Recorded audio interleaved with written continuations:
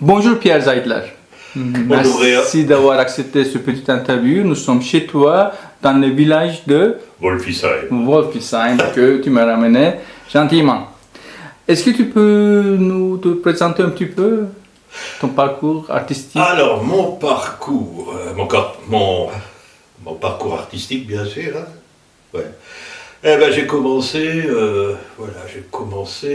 par être musicien. D'abord, j'étais musicien de jazz, quoi, que je suis toujours. Ça a été ma principale activité pendant pas mal d'années. Parallèlement, il y a toujours eu l'écriture. Ensuite est arrivé le théâtre, est arrivé très très récemment la peinture. Voilà, donc on peut mettre ceci un petit peu dans un tout, hein, c'est-à-dire que pour m'exprimer, j'ai eu besoin de toutes ces disciplines les unes après les autres. Voilà, donc comment dire, le jazz m'a permis déjà au niveau musical, moi j'ai une formation musicale du conservatoire, donc j'ai eu besoin pour le jazz de me libérer énormément pour accéder justement à cette expression d'improvisation et de créativité spontanée, quoi.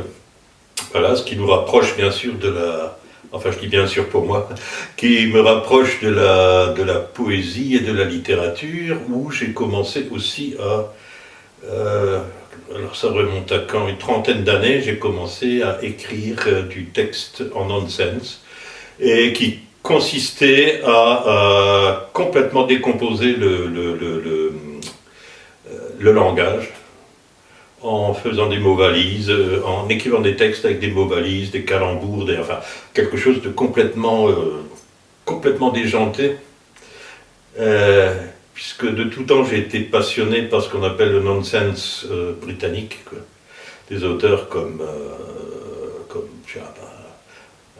un des plus récents, parce qu'il y en a toute une infinité de ces écrivains poètes de l'absurde. Voilà, j'étais très influencé par John Lennon, qui a écrit 2 ouvrages de textes, mais totalement insensés, que j'ai adoré, quoi.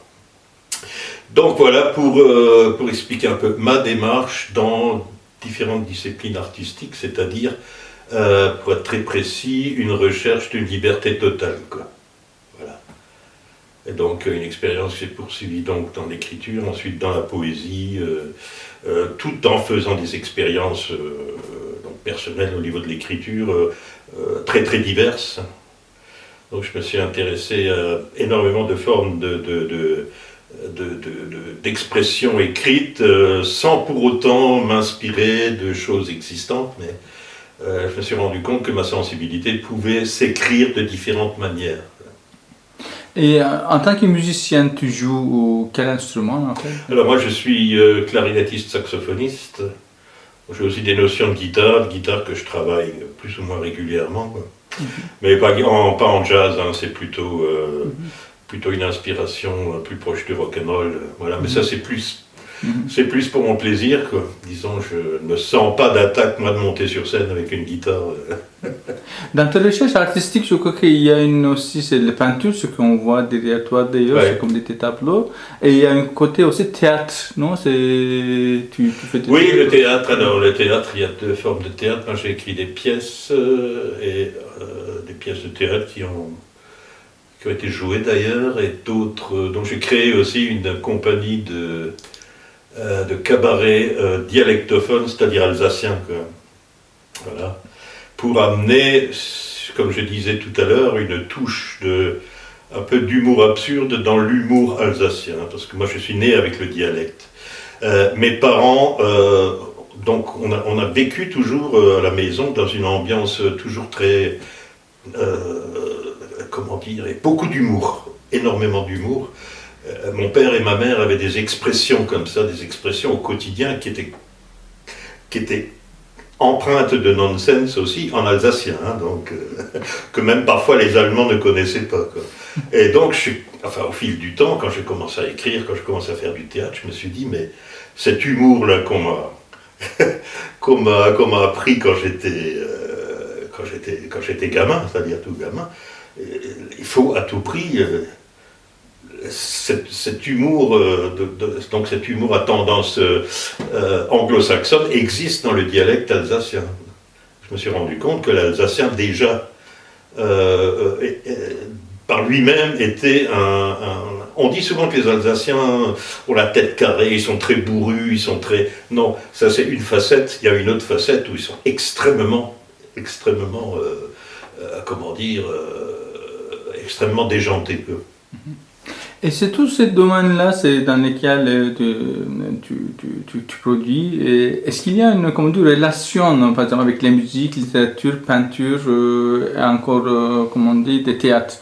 Et il y a des relations, une influence une et l'autre, ou bien ils sont carrément séparés parce que non, c'est jamais clairement séparé. Oui. Enfin, je dis clairement séparé. Ça peut être séparé, ça dépend. Si moi je joue du jazz classique, par exemple, bon, ça n'aura pas cette... ça n'aura rien à voir, par exemple, avec du cabaret comique ou avec une peinture sur... Si, par contre, quand j'improvise, c'est-à-dire l'improvisation totale.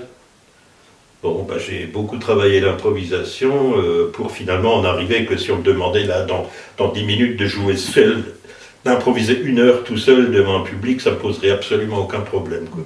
D'ailleurs, quand tu disais non-sens, déjà, je crois que ce non-sens, c'est une axe de... C'est-à-dire non-sens, ça ne veut pas dire que c'est... entre guillemets, n'importe quoi. Il y a une structure dans le nonsense. Bien sûr, non, mais c'est comme on dit, c'est une type d'axe, par exemple, quand je regarde tes tableaux, aussi, comme on dit, peut-être, on peut donner le sens à tout. C'est comme on dit, il n'y a aucun problème. Mais c'est comme on dit, il y a un fil conducteur comme ça. Oui, mais c'est par rapport à, comment dire, à cette espèce de notion très, très construite. Oui. Qu'il existe dans l'art, je veux dire, dans l'art figuratif, quoi. Voilà. Dans ce sens-là, d'ailleurs, je dis aussi. Oui. Et en musique, c'est pareil, c'est-à-dire que la musique, quand j'improvise, je me fais des images. C'est un peu comme, pendant que j'improvise, j'ai l'impression que c'est des lignes que je peux voir, que j'entends, mais que je peux voir en même temps. Mm-hmm. En musique, c'est un peu ça. Donc, n'importe quelle musique, je peux imaginer des lignes, des structures qui se superposent, surtout dans la musique contemporaine, par exemple, un compositeur que j'aime énormément, c'est György Ligeti, quoi, et quand je l'écoute, c'est comme une espèce de canevas, de peinture, enfin de lignes et comment on appelle ça, des structures qui se superposent sur une toile, je peux imaginer ça. Mais quelque chose de mobile, quelque chose voilà, et ça, c'est pas toutes les musiques qui me donnent cette impression-là. Et pendant toutes ces productions artistiques, en fait, comment tu construis ton œuvre? Ça peut être dans la musique, donc c'est improvisation, bien évidemment, dans les peintures, dans la littérature, dans la poésie surtout, et comme dit dans le théâtre, si tu peux... Oui, bien sûr. Alors que soit dans la prose ou dans la poésie, je peux partir sur une phrase. Et à partir de là, alors que, voilà, qu'est-ce que je peux faire avec cette phrase? C'est comme si dans la rue, je me promène, c'est comme ça que j'ai construit beaucoup de textes. Je me promène seul dans la rue et je croise un couple, n'importe, 2 filles, 2 gars ou un couple, voilà. Et j'attrape une phrase qu'ils sont en train de dire juste au moment où je les croise, et ça suffit. Je peux fantasmer là-dessus, écrire un texte, voilà. Et donc la peinture c'est pareil, donc je commence, je me dis bon, qu'est-ce que je vais faire? Donc il y a certaines toiles, pas celle-là en particulier, par exemple celle-là derrière, donc elle a au moins 4 couches. Elle a été retravaillée, repensée au moins 4 fois pour en arriver à ça, quoi. Donc, en attendant que je me retrouve devant et que je me dise, ça y est, c'est ça que je veux, je veux dire, elle m'occupe la tête pendant plusieurs semaines, je me dis, elle n'est pas finie, elle n'est pas finie, elle n'est pas finie, elle n'est pas finie, et ça me travaille, et ça me réveille la nuit, et ça me... Et une fois que c'est fini, alors on se dit, mince, qu'est-ce que je vais faire? Je suis complètement perdu. Et il faut que je commence autre chose, quoi. Donc, en poésie, dans l'écriture en général, c'est pareil. c'est pareil, il faut que le texte ait un rythme. Et si j'arrive au bout de mon texte et que le rythme ne correspond pas, c'est comme si vous écriviez une partition avec des mesures qui ont tant et tant de temps, et qu'au bout vous arrivez à une mesure qui n'est pas complète, ben, il y a tout le reste qui ne fonctionne pas, quoi. Et tes improvisations dans la musique aussi, dans le jazz aussi, je crois que ça devait être la même chose avec une petite... Non, ça commence, ça vient une petite... Ça vient tout seul, ça vient... Après ça continue. Ça m'est déjà arrivé de faire certains concerts tout seul, ou même avec des groupes, hein, donc improviser en groupe, et je me dis, par exemple, 2 minutes avant d'arriver sur scène, je m'invente une petite phrase. Une toute petite phrase, et avec ça, je peux commencer à réfléchir en jouant, quoi. Et quand tu as commencé à écrire, surtout la poésie, tu avais quel âge ou quand? Alors, la poésie, quand est-ce que ça a commencé? Bon, quand j'étais adolescent, évidemment. La poésie adolescente, hein, c'est important ça quand même. Hein. Ma mère, elle les lisait des fois, alors elle disait, écoute, ce que tu écris, j'y comprends strictement rien, mais tu as du talent. Alors ça, j'ai trouvé ça... Je savais qu'elle ne comprendrait rien, mais qu'elle me dise que j'ai du talent. Je me suis dit, elle a quand même le respect du fait que j'écris, quoi. Alors, oui, c'était... après, bon, ça a un peu évolué. Vers 20 ans, j'avais 23 ans, je suis sorti du service militaire. Et à Strasbourg, dans la petite France, dans un petit local, il y avait des poètes qui avaient créé ce qu'ils ont appelé une bibliothèque des œuvres non diffusées. C'est-à-dire tous les gens qui avaient des manuscrits, des tapuscrits, des rebuts d'éditeurs, des textes qu'ils avaient édités à leur compte, eh bien on les recevait et puis on les inscrivait comme une vraie bibliothèque, quoi. C'était quelle année? Ça c'était en 1900, ils ont commencé en 1978. Ouais. Et quel poète qu'il y avait quel poète de l'époque? Oui, il y avait le président de l'association, il s'appelait Arsène Buchholzer, on était toute une bande. Thierry Welterlin, je m'en souviens, ouais. Et lui, il était lorrain, je sais pas, je crois qu'il est parti de Strasbourg après. Voilà, ça c'était les poètes de l'époque. Hein. C'est comme Salon des indépendants de l'époque, je crois. C'était un peu ça, oui. Ouais, complètement. Et puis on faisait des soirées à thème, on invitait des gens, alors des fois on avait invité aussi des repris de justice, des gens qui venaient d'être libérés de prison, quoi, enfin des choses. Ça c'était des fois dangereux parce que souvent ces gars-là, quand ils avaient bu un coup, après ils devenaient incontrôlables. Parce que ces gars-là, donc, ils disaient ça m'intéresse, votre association, moi j'étais en prison, j'ai envie d'écrire des choses sur la prison, est-ce que vous pouvez m'aider? Alors, oui, bon, voilà. Mais c'était les années 70 à Strasbourg, c'était, comment dire, il y avait une effervescence artistique et créative qu'on n'a pas retrouvée depuis, quoi. Et premier poème, premier recueil publié, c'était quand, quelle année? Le premier recueil de poésie publié, c'est-à-dire à une époque, je m'en suis pas trop soucié, je m'en souviens même pas. De poésie, vraiment, non, le premier recueil, ah oui, ça c'est un éditeur qui s'appelle, c'était pas il y a pas longtemps, hein, c'était en 2008. Donc c'est un petit éditeur qui s'appelle Hervé Roth, qui habite près de Molsheim, et qui faisait tous ses livres à la main. Hein, donc voilà. Et d'ailleurs, je crois que j'ai un exemplaire ici. Mm-hmm. Et il m'a édité ce recueil, voilà, qui s'appelle En une violente liberté, je crois. Ouais, voilà, c'est mon premier recueil. Et donc ensuite, on en a fait 2. Chez Hervé Roth, le deuxième c'est une série de poèmes, j'en ai écrit une 30aine, on en a fait un recueil aussi, et donc j'ai vu un reportage d'ailleurs sur ce que je pourrais appeler tout simplement un meurtre d'une jeune fille de 16 ans qui a été exécutée par pendaison en Iran, sous prétexte de crime contre la chasteté. Il y a tous ces,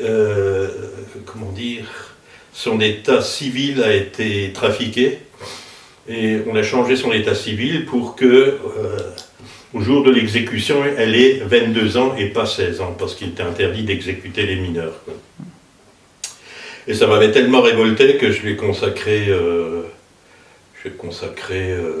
32 poèmes, quoi. Donc il m'a édité à Verhaute avec des photos, enfin bon, c'était très important pour moi de m'exprimer face à ce que je trouve, ce qui est vraiment un scandale et qui est un meurtre, quoi. Voilà. Et les poèmes de ton premier recueil, c'était, comme on dit, les poèmes plus anciens ou bien c'était de l'époque? Non, ça je l'ai créé dans un, je me rappelle, j'ai créé ça dans un moment de confusion, c'était une confusion sentimentale, c'était une confusion professionnelle, j'avais plus de travail. Et en fait, la seule chose qui pouvait me sauver, c'était de transformer toute cette misère dans quelque chose d'un peu fantasmagorique, quoi. Et les auteurs, les artistes qui t'ont marqué, qui t'ont influencé, inspiré? Dans quel domaine? Dans tous les domaines, tu peux dire séparément, je sais pas, la musique, la peinture, je sais pas. Alors en poésie, disons, les plus grands, les poètes, il y a Arthur Rimbaud évidemment. Il y a beaucoup de poètes américains comme Charles Bukowski. Il y a Jack Spicer. Il y a, comme poète américain, qui est-ce que j'ai aimé? J'ai aussi aimé Richard Brautigan. Ensuite, Dylan Thomas, surtout Dylan Thomas, quoi. Le fameux poète gallois. Ouais. Voilà, qui a lui aussi un univers complètement fantasmagorique, donc mélangé aussi avec toute la légende celtique, quoi. Et puis bien sûr les surréalistes, alors il y a Tristan Tzara, il y a Benjamin Perret, il y a Edward Cummings, voilà, bon, enfin il y a une multitude. Dans la musique? Alors dans la musique, alors jazz, bon, il y a eu Art Pepper, il y a eu, il y a évidemment le jazz classique, mais dans le jazz, disons le jazz contemporain, le jazz très libre, il y a eu Ornette Coleman, surtout Ornette Coleman, il y a eu Sonny Rollins, Cecil Taylor qui est un très grand improvisateur. Oh mon Dieu, et encore. Pratiquement, Bon, je veux dire, moi, je n'arrête pas d'écouter, de lire, donc tu me demandes lesquels, je dirais pratiquement tous, quoi, parce que je pense que... Il y en a un qui m'a beaucoup marqué, c'est Anthony Braxton, qui composait tout, il écrivait tout, les choses les plus extraordinaires comme ça. Et il disait, je suis persuadé que si toute mon œuvre, je la faisais sonner en même temps, eh bien, il y aurait une cohérence, quoi. Il était persuadé de ça. J'ai trouvé ça quand même assez... je sais pas, j'ai trouvé que c'était possible, quoi. Je me dis, oui, c'est absolument possible, quoi. Qu'est-ce que tu penses de la poésie actuelle francophone? La poésie actuelle francophone, pas grand-chose, quoi. Non, vraiment, je suis pas très... J'en emprunte de temps en temps dans les médiathèques, mais je m'ennuie très vite, quoi. C'est pas parce que... C'est pas du tout dans le sens que ce que je fais moi, c'est mieux que les autres, c'est pas ça, mais j'ai du mal à être surpris par la poésie francophone, quoi. Voilà, c'est comme ça, Est-ce que tu définis ta poésie, comme on dit, d'une façon, je sais pas, poésie classique, poésie sonore, poésie action, il y a plusieurs types de poésie maintenant qui existent. Est-ce que tu peux dire, tu peux placer ta poésie, par exemple, avec les consciences artistiques que tu as quelque part, que tu dis, oui, tu fais ça. Ouais. Donc, comme tu disais, par exemple, comme non-sens, par exemple, c'est surréaliste, par exemple. Ça dépend, c'est aussi des formes, hein. C'est des formes, par exemple, bon, je dis, la poésie francophone, dans l'ensemble, il y a quand même deux poètes que j'aime beaucoup, là, qui sont de Strasbourg, hein. C'est Jean-Paul Clé et c'est notre ami Pierre-Louis Aouston, hein. J'aime beaucoup ça. J'aime beaucoup sa folie, Bien qu'il puisse être, Pierre Louis, il est un petit peu, par moments il peut être mondain, mais sa fantaisie elle est extraordinaire, quoi. Donc, il m'a invité l'une ou l'autre fois aussi déjà, mais j'ai toujours apprécié ses performances, quoi, parce que lui il fait de la performance, quoi. Ah oui, francophone et pas française, quoi. Ça peut être français aussi. Non, la question... Francophone. Ah d'accord. Non, là, évidemment, il y a quand même une palette qui est largement plus... Moi, j'adore la poésie francophone antillaise, par exemple. Celle-là, elle me passionne. J'adore... je confonds toujours Benjamin... Non, comment s'appelle-t-il là, je confonds toujours les un qui est absolument extraordinaire, c'est Édouard Glissant, quoi.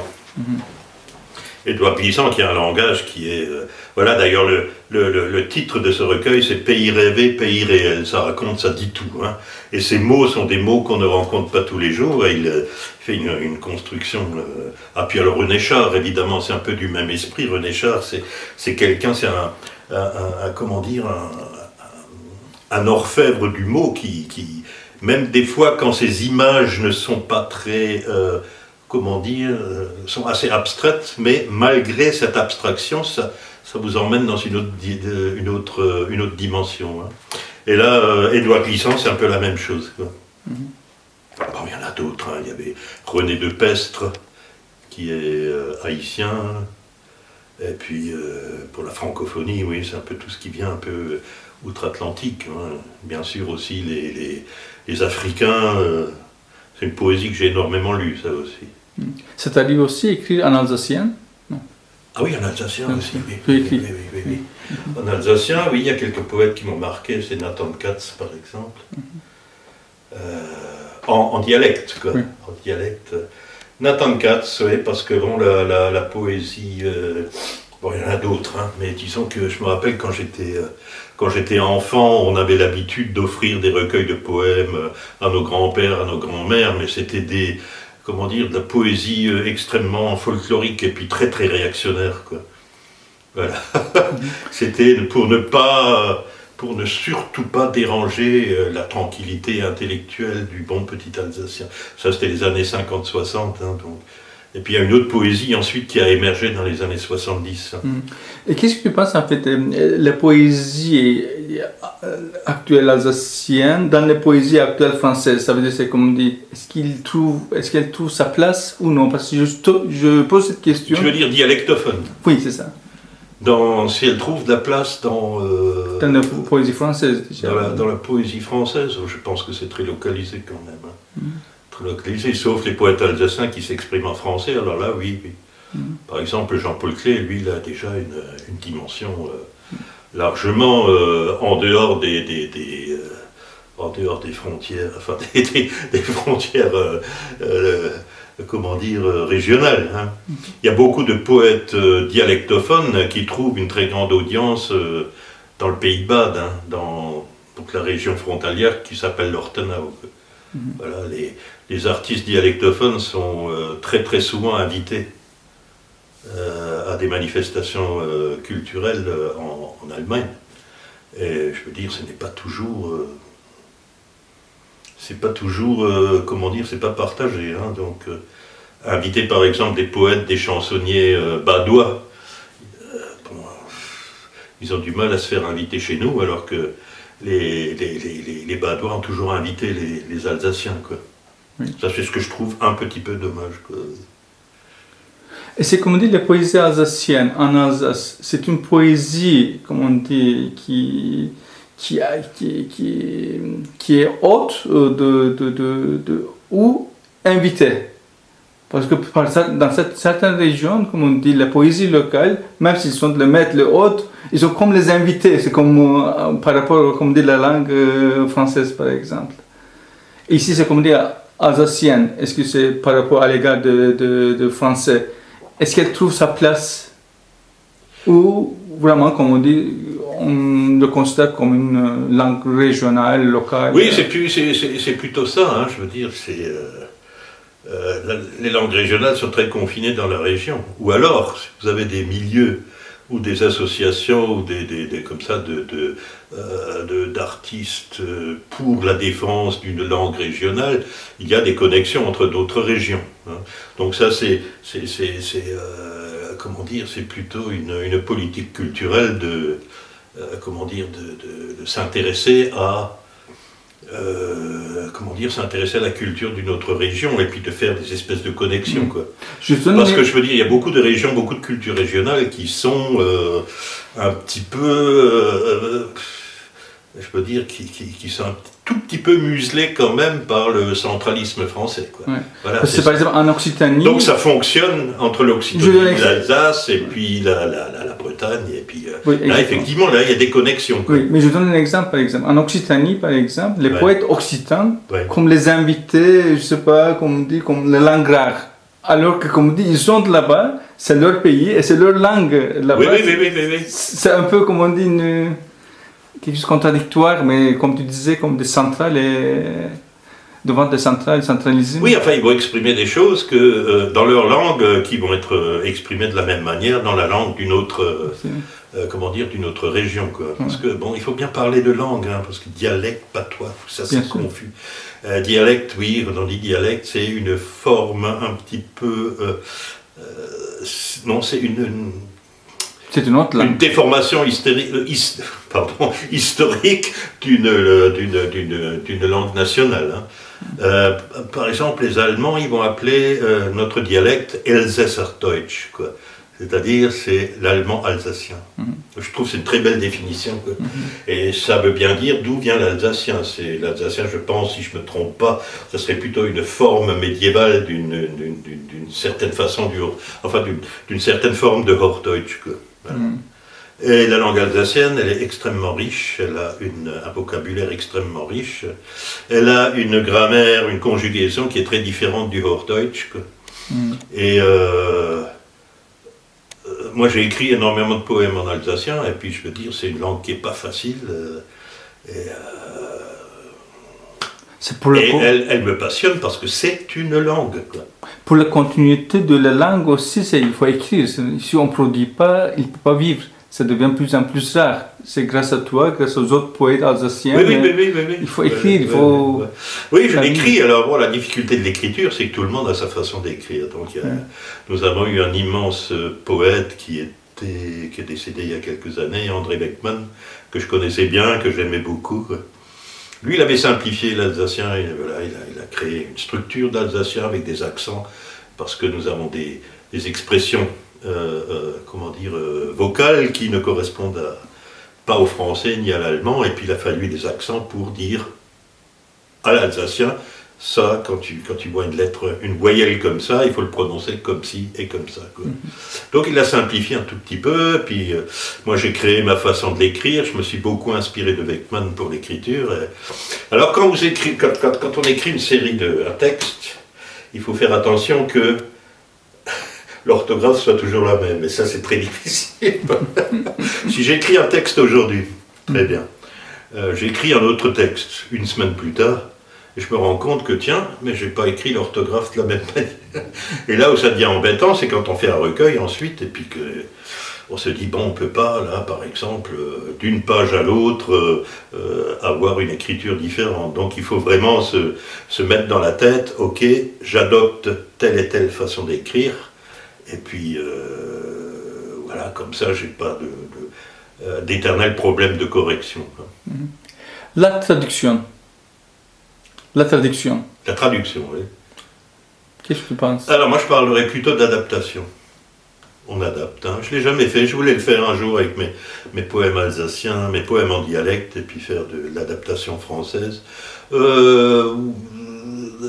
J'ai une grande amie aussi, poétesse, qui s'appelle Emma Gunz, quoi, qui elle a publié des petits poèmes comme ça en dialecte.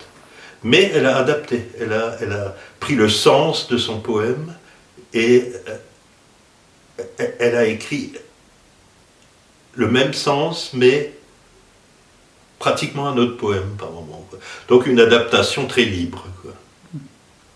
Sinon, on peut très bien traduire. Bon, il y a d'excellents traducteurs.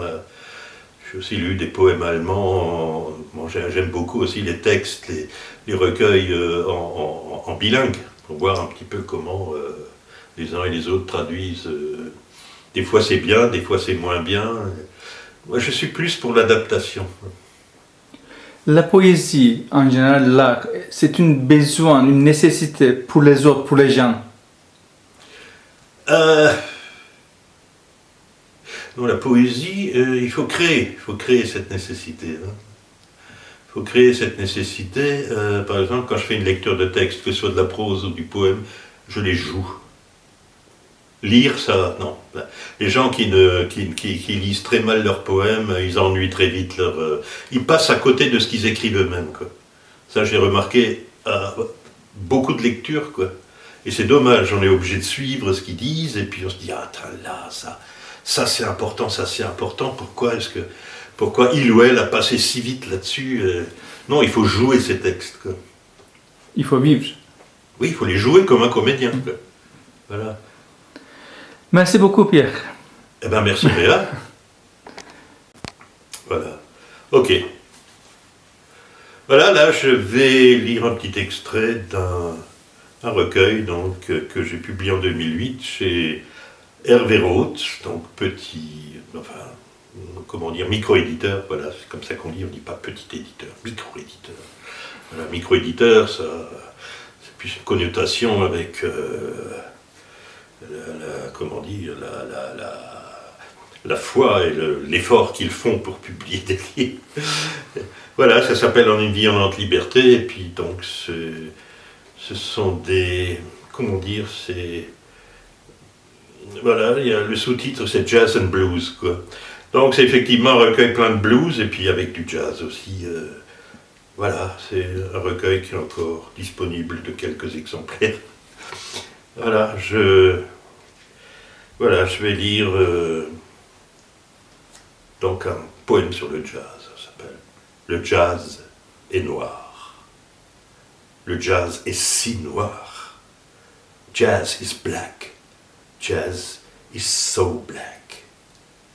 Old Papa Célestin, hey, he's got no shoes. Le vieux Papa Célestin, il n'a pas de chaussures. Le jazz est noir. Le jazz est si noir.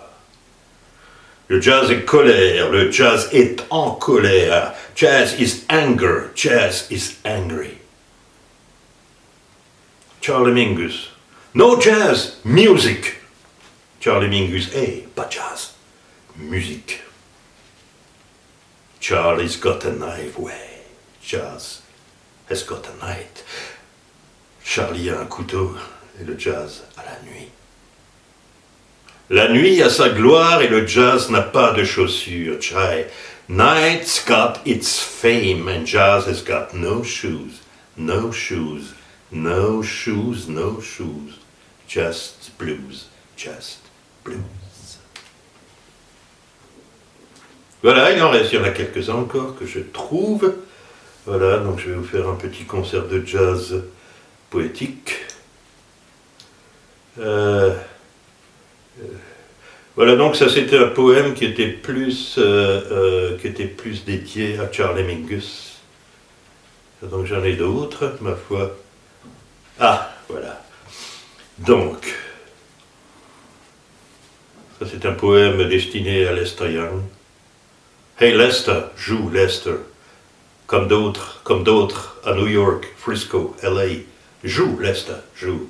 Pour la nuit, pour le jour sans amant. Play, Lester, play. For the girl on the tates, for the dwellers of the night.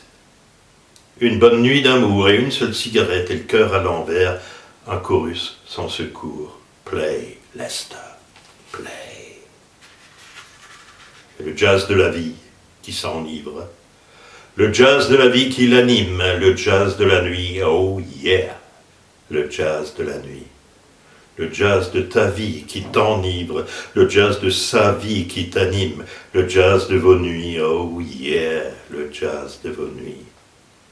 Le jazz est son avis sur la vie du jazz qui anime la nuit. La nuit est son avis, oh yeah, la vie est son jazz qui fuit dans la nuit. Encore. Eh bien, on va s'en trouver un autre encore. Il peut... Ok.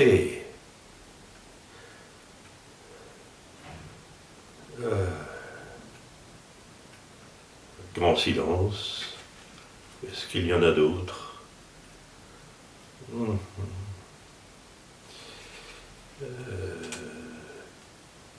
Charlie Parker. Écoute, Charlie Parker. Dans tes vêtements trop grands.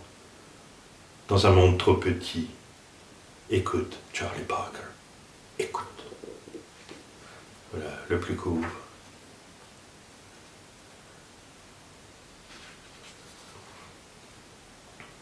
Nous sommes les voiles de la transparence du ciel. Des chemins qui lézardent entre les routes, des routes qui captent la poussière du ciment de demain. Les affaires du bon Dieu dans la besace du camphre.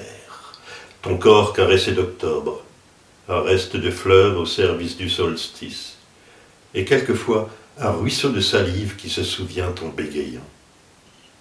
C'est le soir mauve, la chanson perdue, et le besoin de savoir le cœur en auberge. L'amitié en signe de main, l'amour en écharpe, le tigre gronde et roule sur l'asphalte de notre terreur.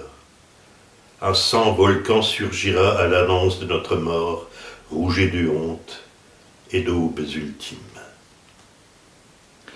Et celui-ci, c'est ton dernier livre, Les Dents de l'amour de Alors ça, c'est un recueil voilà, qui a été construit de manière totalement différente.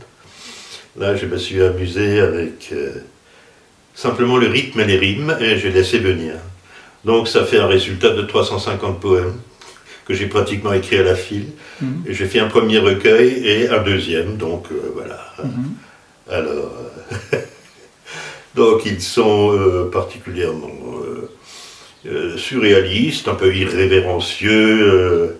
Voilà, par exemple, un poème là que j'aime beaucoup qui s'adresse un peu à tous ces gens qu'on n'écoute pas, les petites gens.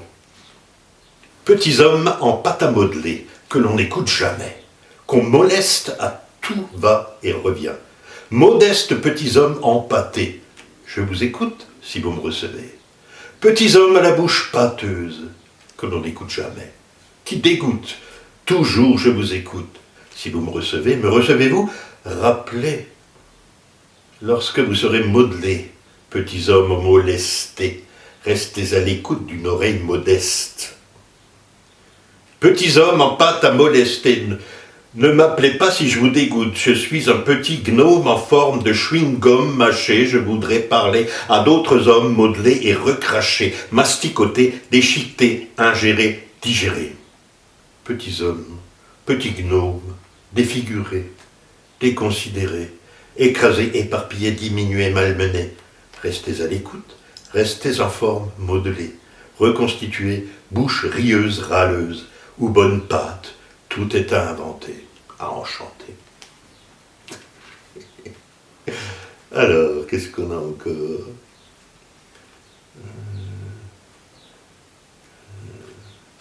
Alors, en suspens. Voilà, quelque chose d'un petit peu plus comique. On ira voir Mémé. Dimanche, les aérosols flottent dans l'air criblés de parachutistes flétris. On ira voir Mémé au stand de tir et récupérer les douilles après les obsèques de Pépé. L'aurore est boréale, les nuits sont immorales. J'écris une lettre d'amour à la secrétaire adjointe de l'attaché au cabinet interministériel des affaires en instance de traitement. J'ai trouvé son adresse dans un chapeau rempli de billets de tombola à la fête de fin d'année des empailleurs associés. L'aurore est boréale et l'horreur est normale. Dimanche, les Américains envahissent la Terre par les taupinières en postillonnant leurs cookies sur nos filles et chippies. L'église est fermée, le curé réquisitionné, il fait chaud dans les marmites à saucisses, mais un peu plus frais du côté de Cassis. L'aurore est boréale, le bonheur anormal.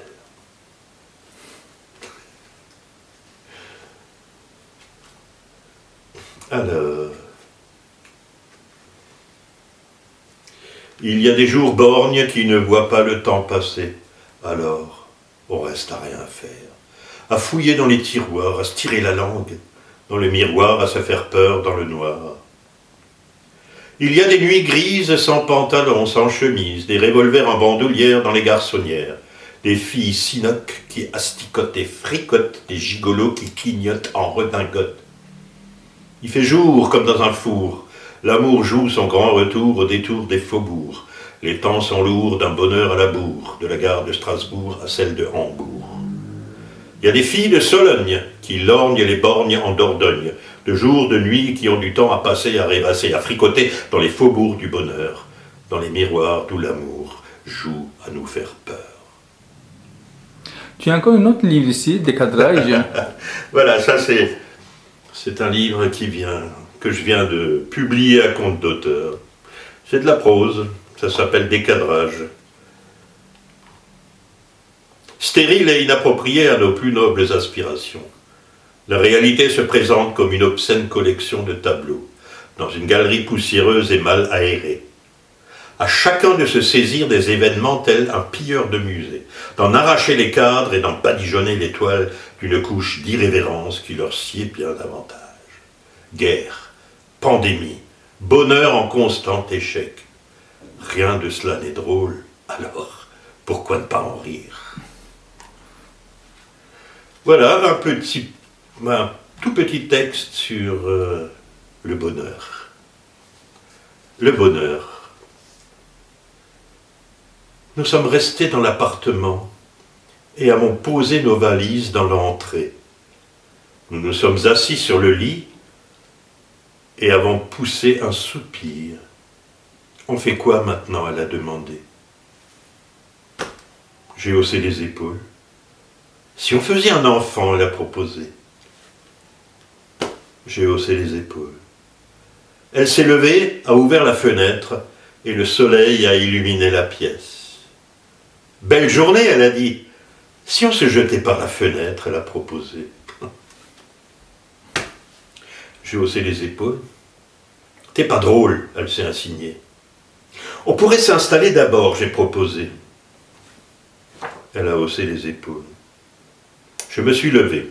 J'ai regardé par la fenêtre et le soleil m'a ébloui. Il fait si beau. Si on avait un enfant, on pourrait le jeter par la fenêtre, tu penses pas? Elle a suggéré. J'ai haussé les épaules. Elle s'est levée, elle s'est dirigée vers l'entrée, elle a ramené nos valises et les a posées devant moi. Si on s'installait, elle a proposé avec une pointe d'agacement. J'ai haussé les épaules.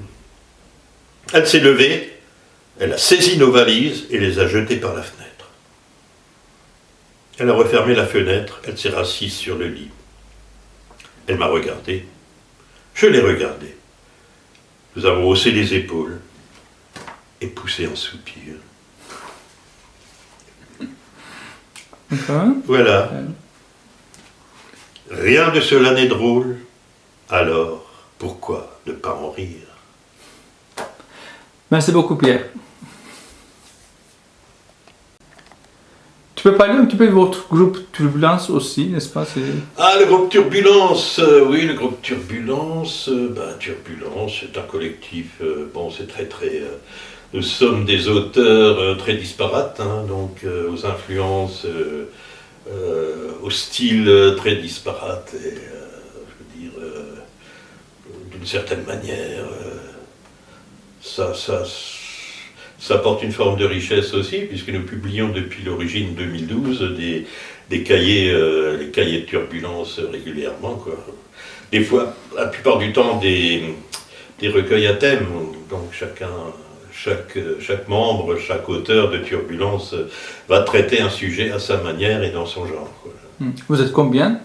Alors, Turbulence, nous sommes, on a commencé à être une dizaine, là, nous sommes 4, oui, je pense, nous sommes plutôt 4, le noyau, quoi. Donc, on a invité pas mal de gens entre-temps, voilà, donc, par rapport à d'autres collectifs, je trouve quand même que pour le petit noyau que nous sommes, nous avons quand même réalisé pas mal de choses depuis ces 10 ans, quoi. Bon, il y a d'autres collectifs d'auteurs qui sont moins actifs et moins dynamiques, quoi. Donc je peux dire, je suis quand même assez content qu'on ait eu cette régularité, quoi, depuis cette époque. Merci. Merci à toi. Merci. Bonjour Pierre Zeitler. Ah, cher Réa, bonjour. Merci beaucoup. C'est comme on dit, cette deuxième séance de notre enregistrement. Nous sommes aujourd'hui 26 mai 2024. La dernière, c'était septembre 2023, non? C'était quelque chose comme ça. Oui, ça doit être ça, oui. Oui, enfin, comme on dit, pour compléter, terminer ta vidéo. Donc, on a enregistré quelques morceaux d'improvisation. Est-ce que tu peux parler un petit peu de tes activités musiciennes, comment tu improvises, comment tu fais, oui, qu'est-ce que tu penses, avec quel groupe, depuis quand, tu joues quoi? Moi j'ai toujours, ma musique a toujours été très éclectique, quoi. C'est-à-dire je peux jouer autant du jazz, ce qu'on appelle mainstream, quoi. Et puis en même temps, ce qui me passionne le plus c'est l'improvisation libre, quoi, voilà. Donc je travaille avec des collectifs, quoi. Je travaille avec un collectif à Aubervilliers, dans la région parisienne, et puis avec un collectif qui s'appelle, c'est plutôt un groupe qui a existé dans les années 80 et qu'on a reformé il y a 2-3 ans, qui s'appelle Alésia Cosmos, quoi. Voilà, donc ça c'est des structures de musique improvisée, un mélange de musique acoustique, électronique, assistée par ordinateur, et voilà. Donc nos compositions et nos productions sont très très très libres, quoi. Et tu commençais à jouer quand? C'est-à-dire depuis l'apprentissage. Oui, bien sûr, c'est comme ça. Moi j'ai commencé en culotte courte en septembre 1964 au Conservatoire de Strasbourg. Tu as fait le conservatoire? Ah oui, pendant 10 ans. Ouais. Ah oui, super. Oui. Au début, mon prof disait que la clarinette était plus grande que moi. Ouais. Et puis, donc, ça nous fait 60 ans de clarinette cette année, quoi. Et tu as entendu les clarinettistes, on dit clarinettistes? Oui, c'est ça. D'accord, les clarinettistes turcs sont assez forts. Clarinettistes turcs, ouais. Oui. D'ailleurs, à une époque, j'étais très très fan de Hasan Dounia. Voilà.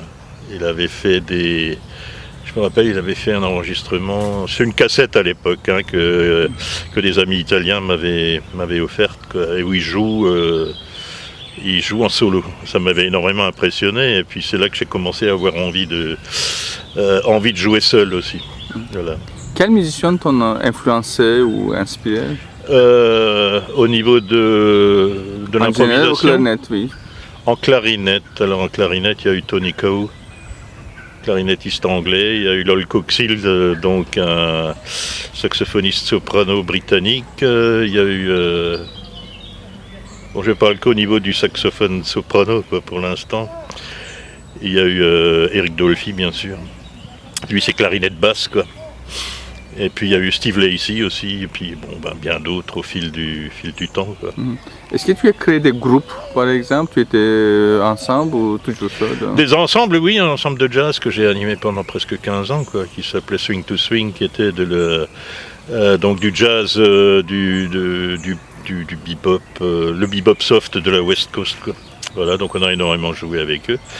Entre-temps, j'ai eu dans les années 80 un duo de saxophones qu'on appelait Traces de Sax, qui était une musique totalement libre, très agressive aussi. Et puis un petit trio qu'on appelait Passage Vert, et là on travaillait sur des structures écrites, mais écrites textuellement, et on jouait dessus. Et puis, entre-temps, non, ça, je crois que pour Strasbourg c'était tout. Ensuite, j'ai rejoint la scène de musique improvisée berlinoise dans les années 90 aussi, en tant que soliste, et aussi avec un groupe, un groupe dans une structure jazz moderne, mais avec beaucoup d'improvisation dedans. La relation entre ta musique, ton écriture et ta peinture, ils sont liés une et l'autre ou ils sont séparés, les choses comme notre chose à parallèle? C'est-à-dire séparés, oui, enfin séparés dans le sens que c'est un échange d'énergie. Hein. Des fois, une énergie qui se prête plus à l'écriture, qui se prête plus à la peinture et puis à la musique. Hein. Donc ça dépend tout à fait de mon état d'esprit et puis de ce que j'ai envie de faire. Si mon énergie se passe plutôt dans la gestuelle, ça sera la peinture, quoi. Et si elle est sonore, elle commence déjà à sonner dans ma tête, là je sais que c'est le moment de la matérialiser. Donc, en fait, je compare beaucoup l'improvisation à la peinture, parce qu'en jouant, en improvisant, je vois des lignes, c'est comme si je les voyais visuellement. Donc, l'habitude, l'apprentissage de l'improvisation a été... comme tout, n'a pas été facile parce que je me suis dit qu'il fallait que je maîtrise l'instrument à 200% et puis en même temps aussi les différentes tonalités pour pouvoir créer des canevas mélodiques qui ne se répètent pas de préférence ou qui me surprennent moi-même. Donc au bout de pas mal d'années, je me suis rendu compte qu'en improvisant, en même temps que je produisais la musique, je l'écoutais. J'étais le musicien et en même temps l'auditeur, quoi. Donc pour moi ça a été le summum de la liberté dans l'expérience musicale. Comment tu t'improvises? Enfin, cette sensation d'improviser dans la musique, c'est comment? Deuxièmement, est-ce que tu te rappelles ce que tu improvises? Absolument pas, c'est-à-dire que je pars sur une phrase. La première phrase, c'est le début de tout, quoi.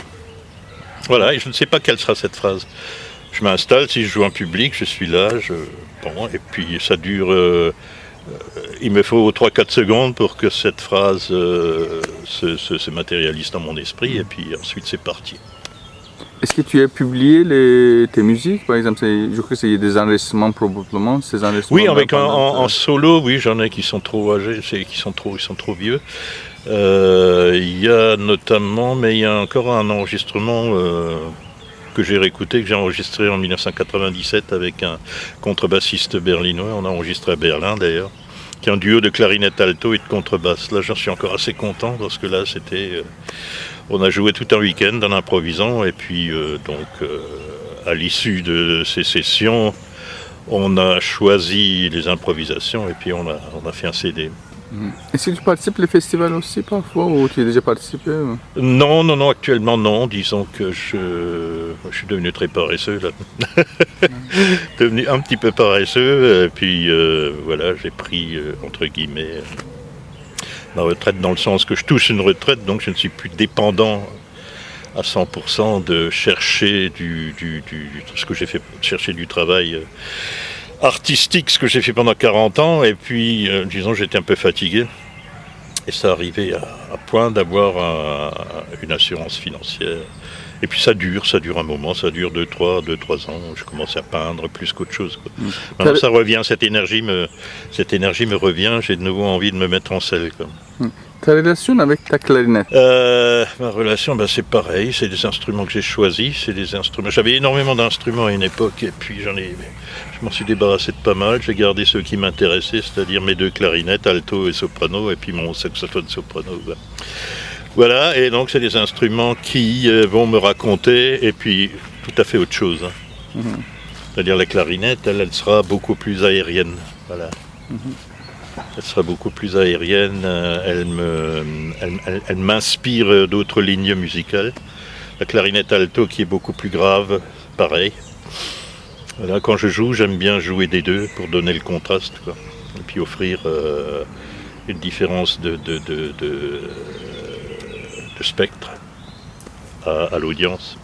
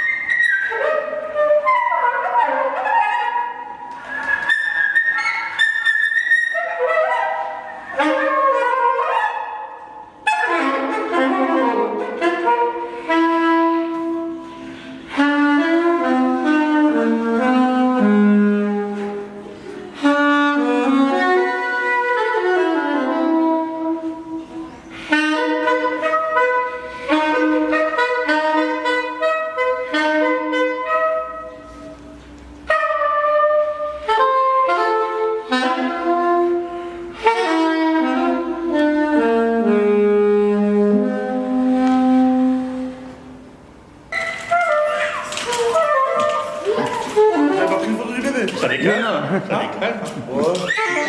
Non, ça les calme pas.